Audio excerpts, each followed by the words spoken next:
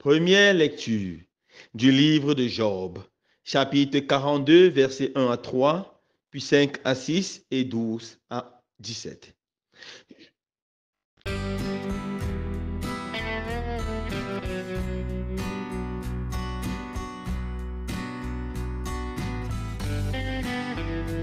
Job s'adressa au Seigneur et dit, je sais que tu peux tout et que nul projet pour toi n'est impossible.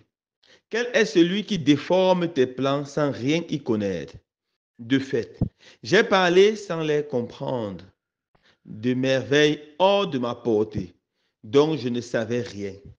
C'est par lui dire que je te connaissais, mais maintenant mes yeux t'ont vu.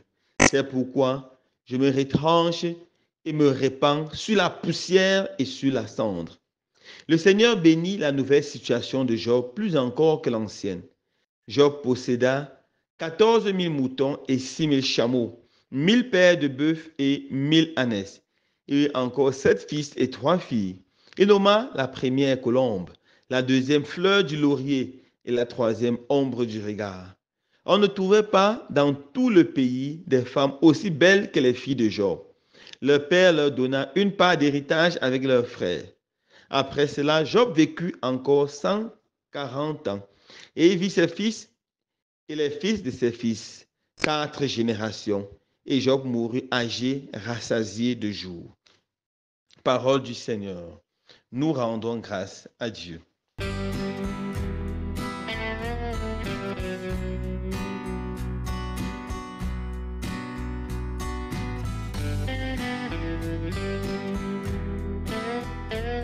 Frères et sœurs bien-aimés, dans la première lecture de ce jour, nous avons la conclusion de l'un des plus beaux livres de l'Ancien Testament, le livre de Job. Je vous invite à lire ce livre, à savourer ce livre, à déguster ce livre. Le livre de Job raconte l'histoire d'un homme qui craignait le Seigneur, qui était intègre, qui était droit et qui plaisait à Dieu. Un jour, lorsque le Seigneur recevait les anges du ciel, voilà Satan qui s'approche aussi. Il vient lui demande, d'où est-ce que tu viens? Il dit, je viens de la terre. J'étais en train de me pavaner sur la terre, d'aller ça et là. Et le Seigneur lui dit, as-tu vu mon serviteur Job? Job, c'est un homme intègre et droit. Et Satan dit au Seigneur, non, il est intègre et droit parce que tu l'as béni. Tu lui as donné tout ce qu'il a besoin, richesse, enfant, une belle famille. C'est normal qu'il te loue. Permets-moi de toucher à lui, toucher à ses biens, et tu verras qu'il va te maudire à plein jour. Il a donné la permission au diable de le faire, mais il a dit ne touche pas à son âme. Et voilà que le diable allait faire Job perdre tout. En une journée, il a perdu toute sa fortune. Il a perdu aussi ses enfants qui sont tous morts dans la maison de leur frère où il célébrait un anniversaire. Et finalement, Job est tombé gravement malade. Une maladie de peau qui l'écrasait, qui le faisait tellement souffrir. Dans toute la souffrance de Job, Job n'a pas maudit le Seigneur. Job est resté attaché au Seigneur, au Saint des Saints, au Dieu d'Israël. Il n'a pas maudit Dieu. Sa souffrance était tellement grande à un moment que ses amis venaient l'accuser. Sa femme même lui a dit, c'est trop grave, maudit Dieu et meurt. Job a dit, j'ai accepté dans ma vie le bonheur comme venant de Dieu. Pourquoi maintenant je n'accepte pas le malheur? Le Seigneur a donné, le Seigneur a repris, que le nom du Seigneur soit béni. Et Job, dans la souffrance, a montré une grande espérance à la résurrection. Il a dit ceci, je sais que mon libérateur est vivant. Et même après ma mort, il a le pouvoir de me relever de mes cendres et de me faire contempler son visage face à face. De mes yeux de chair, je contemplerai la gloire de Dieu. Cette espérance grande et belle de Job a poussé Dieu à le bénir grandement. Aujourd'hui, on voit en conclusion, Job reconnaît que Dieu est Dieu. Dieu bénit Job, lui donne encore une très grande fortune. Il bénit sa femme, elle lui donne encore 7 enfants merveilleux avec 3 filles extrêmement belles. Job est rassasié de jours. Il mourra, il vivra après ces événements 140 ans et il va mourir rassasié de jours. De l'histoire de Job, quelles conclusions pouvons-nous tirer? Première conclusion, la souffrance n'est pas une fatalité. Saint Patrick disait, pas de croix, pas de couronne. La souffrance, ce n'est pas le chemin de la destruction, mais le chemin de la bénédiction. Le chemin pour connaître Dieu, rencontrer Dieu. Le chemin pour s'élever vers Dieu. C'est ça justement la croix. La souffrance peut sur la vie de tout être humain. Mais personne ne doit maudire Dieu dans sa souffrance. Dans notre souffrance, nous devons continuer à bénir le Seigneur, à louer le Seigneur. La croix peut être la ruine financière, peut être le chômage, le célibat, la stérilité. La croix peut être une maladie grave, physique ou même psychologique ou même spirituelle. Mais mon frère, peu importe ta croix, comme Job, tourne-toi vers le Seigneur avec confiance. Et crois que même si dans ce monde, tu ne vois pas ta délivrance, dans le monde à venir, tu verras ta délivrance. Le Seigneur lèvera, te fera t'élever de tes cendres et tes yeux contempleront sa gloire, contemplera son bonheur.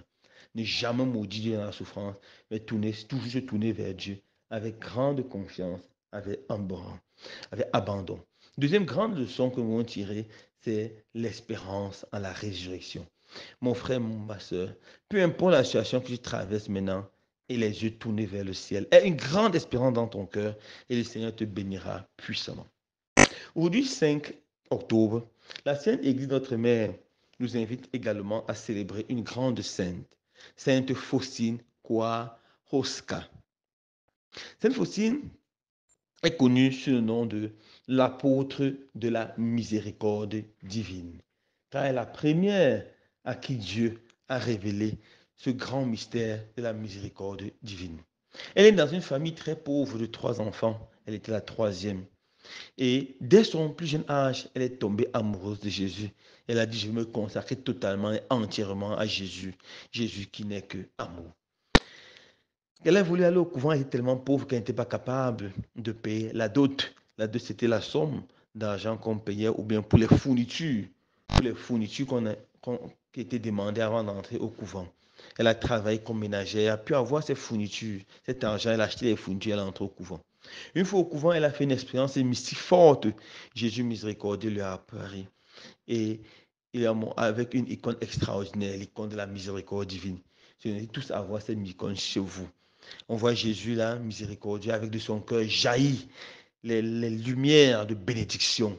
Et on écrit en bas, Jésus, j'ai confiance en toi. Jésus, j'ai confiance en toi. En polonais, Jesus ufam tobie.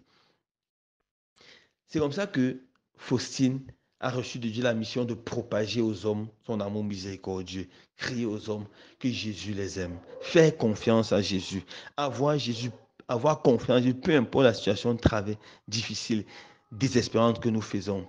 Mes frères et sœurs, je vous invite à faire confiance en Jésus et à réciter très régulièrement le chapelet de la miséricorde divine. Jésus, j'ai confiance en toi. Jésus, j'ai confiance en toi. Je conclue par raconter une histoire vraie, très belle, qui m'a beaucoup marqué. C'est l'histoire écrite par un prêtre qui a vécu qu'il a écrit dans les années 2000. Ce prêtre allait une fois visiter les malades dans un centre hospitalier et il arrive et voit une sœur très souriante, très gentille. Il lui dit, mon père, il y a un monsieur là qui est presque en agonie.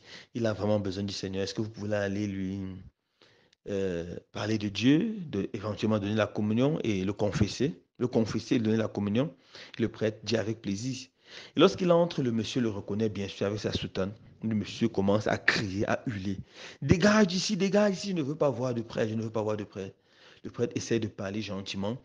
Il dit, jamais, dégage, je n'ai rien à faire avec Dieu, rien à faire avec l'église, rien à faire avec les prêtres. Et le prêtre, très gentiment et poliment, sort. Et lorsqu'il sort, la religieuse était devant la porte. Elle lui dit, avez-vous réussi? Il dit, non, ma soeur. Il raconte à la soeur ce qui s'est passé. Et la soeur dit, faisons une prière. Et puis rentrez, je vous en prie, mon père. Il a vraiment besoin de Dieu. Rentrez, mon père. Et bien, dit, non, il ne veut pas. La soeur insiste tellement. À cause de la gentillesse de cette bonne soeur et de son sourire très aimable, le père accepte et rentre dans la salle. Et quand il entre dans la salle, le monsieur se met encore à crier. Et le prêtre dit, monsieur, je veux juste prier avec vous. Est-ce que vous permettez? Juste prier avec vous. Et immédiatement, le monsieur lui a dit, si vous voulez prier, priez, moi, ça ne me dit absolument rien. Le prêtre s'est assis sur la chaise, la petite chaise qui était près du lit, a commencé à réciter avec lui a commencé à réciter le chapelet de la miséricorde divine. Et le monsieur écoutait. Lorsque Jésus a dit, cette phrase, lorsque le prêtre a dit, sois miséricordieux pour nous et pour le monde entier, ou encore, prends pitié de nous et du monde entier. Ce monsieur s'est mis en colère et lui a dit, le Seigneur n'aura jamais pitié de moi. Ce que j'ai fait est très grave. Le prêtre lui a dit, il n'y a rien tellement grave dans ce monde que le Seigneur ne puisse pas pardonner. Qu'est-ce qui s'est passé? Il a raconté il y a de cela 25 ans, je travaillais au chemin de fer. Et mon rôle, c'était de tirer une barre qui bloquait la passerelle afin que les voitures ne puissent pas passer lorsque le train arrivait. Alors ce soir, j'étais ivre et j'ai oublié de baisser la barre. Alors une voiture est passée, le train a percuté cette voiture et 5 personnes sont mortes. Et 4 personnes sont mortes. Un homme, sa femme et ses 2 enfants, 2 petits garçons. Et depuis là, je ne me suis jamais pardonné. Je suis sombré encore totalement dans l'alcoolisme. Et lorsqu'il racontait cette histoire, le prêtre avait les larmes dans les yeux. Et le prêtre lui a dit, mais où est-ce que ça s'est passé? Il a donné avec précision l'endroit. Et le prêtre lui a dit, c'était mon père, c'était ma mère et c'était mes 2 petits frères. En fait, ce soir, nous devons tous aller pour un voyage, mais on m'a bloqué à cause de certains examens. J'ai dû rester à l'école parce que j'avais certains examens à rattraper le soir. Mes parents sont allés pour une raison ou une autre. La passerelle n'avait pas été levée et la voiture est passée sur le chemin de fer. C'est comme ça que le train a percuté la voiture. Et ce jour, j'ai perdu mon père, ma mère et mes 2 frères. Depuis ce jour, je joue avec une grande amertume dans le cœur. Je suis tellement malheureux et je me demande ce qui s'est passé. J'ai tellement maudit tous ceux qui travaillent dans ce chemin de fer. Il a dit, aujourd'hui, mon frère, je te pardonne de tout mon cœur. Et je sais que mon père, ma mère, mes 2 frères te pardonnent aussi du ciel. En leur nom, je te pardonne de tout mon cœur. Et notre Dieu te pardonne aussi. Alors, ce monsieur, écoutant les paroles du prêtre, a fondu en larmes et a commencé à demander pardon, pardon, pardon. Le prêtre l'a rassuré, Dieu te pardonne. Veux-tu te confesser? Il a dit rapidement, oui. Le prêtre a écouté sa confession, puis lui a donné l'Eucharistie. Quand le prêtre partait, les deux étaient fous de joie. Le prêtre était content parce qu'il avait réussi à pardonner à ceux qui étaient responsables d'une façon ou d'une autre de la mort de ses parents, la mort de tous les membres de sa famille. Le monsieur était tellement heureux parce qu'il a rencontré la miséricorde de Dieu. Lorsque le prêtre sort, il cherche la sœur sur le haut couloir, il ne voit pas la sœur. Il va dans tous les couloirs demander où est la sœur qui était ici, il voulait remercier vraiment la sœur pour avoir insisté. Et personne ne connaissait. Il a dit, mais il y a une sœur qui travaille ici à l'hôpital. On lui a dit, non, aucune sœur ne travaille à l'hôpital. Il a dit, hey, c'est bizarre. Mais en tout cas, gloire à Dieu, merci pour cette sœur. Il a continué son chemin. L'histoire continue, mes frères et sœurs bien-aimés. 3 années après, le prêtre est allé dans la ville de Vinich, où la sœur Faucine a vécu pendant 3 ans pour célébrer la messe. Et lorsqu'il a célébré la messe en sortant, il a vu la photo d'une sœur au mur. Et c'est que je connais cette sœur, elle est formidable. Il y a 3 ans, elle m'a aidé, elle m'a encouragé à visiter un malade. Et cette rencontre avec ce malade a totalement changé ma vie. J'ai pu pardonner, je me suis ouvert à l'amour miséricordieux de Dieu du Seigneur. Les gens ont dit non, non, non, c'est impossible puisqu'elle est morte depuis 1939. Il s'agissait de sœur Faustine. Lorsqu'on a dit que c'est sœur Faustine, il avait les yeux tout ouverts. Oui, mon frère, ma sœur. La sœur Faustine est toujours vivante et elle continue à travailler pour propager l'amour miséricordieux du Seigneur. C'est une sainte extraordinaire. C'est vraiment l'apôtre de la miséricorde du Seigneur. Elle nous invite à faire confiance en Jésus.